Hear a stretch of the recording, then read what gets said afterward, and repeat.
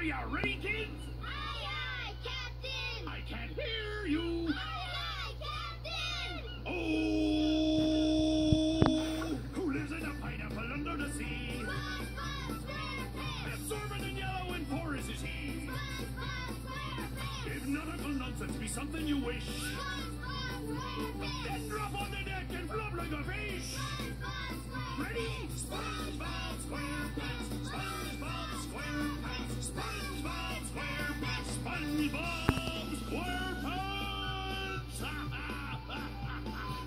SquarePants. All right, there, the little SpongeBob there, making sure everyone is ready for this heat that's coming into the, basically not coming into, but going to expand in coverage over the U.S. over the coming days. So here's days 0 through 5 off the GFS ensembles.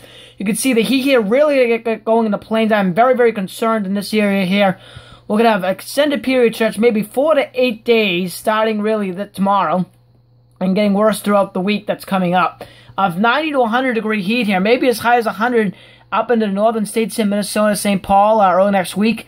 100 degree temperatures and heat indices that could exceed 110, maybe even 115 degrees here up in Minnesota, St. Paul, and very high dew point air in the 70s and 80s. So I am very, very concerned about this area for heat. Here's the northeast staying warm. Gonna have a slight deviation from the heat. Looks like Tuesday, Wednesday, there'll be a quick upper level trough that'll be coming through. I can show you that here. Day 3 and day 4, you can see that little upper level trough here at 500 millibars coming through.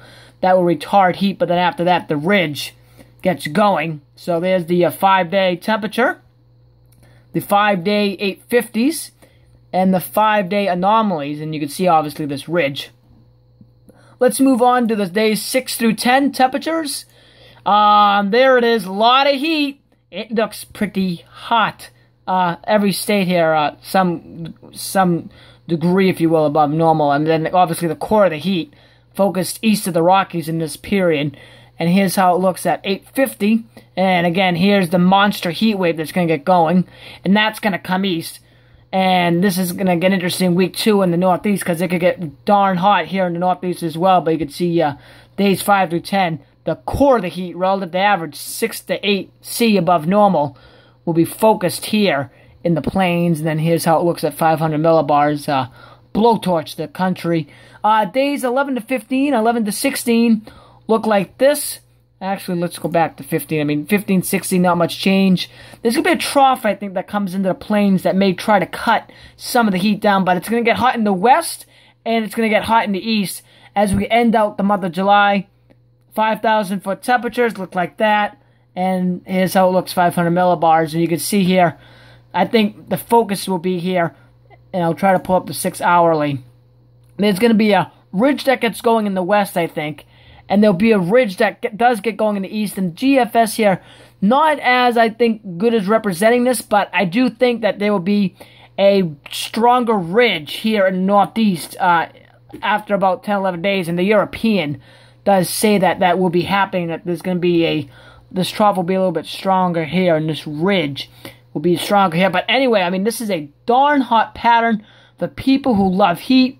This is your pattern. Let me see if the metograms here are out for the GFS. Right, we don't have the 18Z, but we'll take a look at the 12Z, as the 12Z was pretty similar. Now, here's the metogram here for Lawrence. You can see the heat. Now, this is an ensembles means here, so you can see here. It was at 90. It was not 96 today, so that was a little high.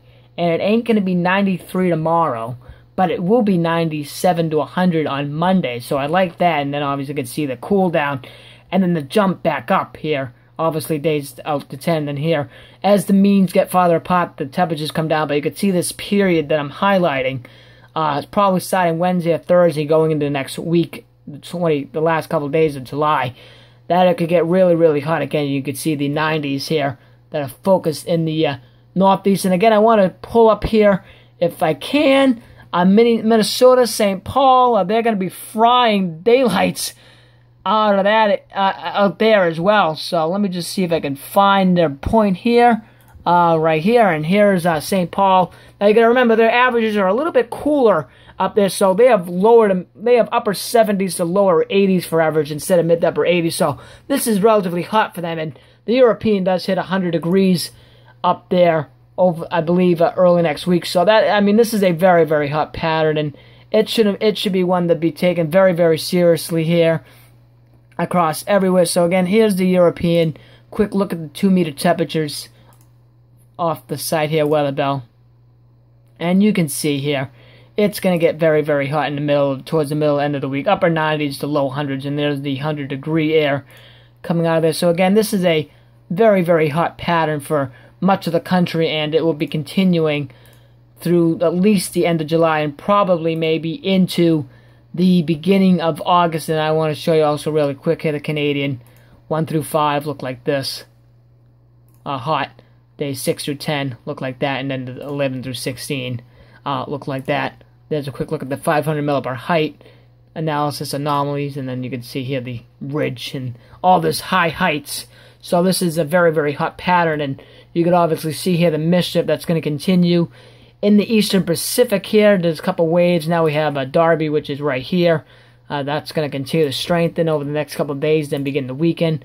And then, obviously, everything else that will be coming across there. And we're going to look out here, I think, and also I'll pull this up maybe another video this upcoming week. I think the Atlantic tropics are going to heat up as we head into late July and early August, because of this low height field that's sitting here off of Africa, and some of these lower heights in the deeper tropics, and obviously this ridge going up does support tropical activity underneath. So we also have to watch the tropics, I think, in the late July and August. And to add on to that, the European weekly is really going ballistic in the month of August regarding the tropics. So I do think that the Atlantic tropical basin will also be waking up as we head over the next couple of heats. But right now, we'll focus our main attention on the heat that takes over the U.S. next couple of weeks. Thank you for watching.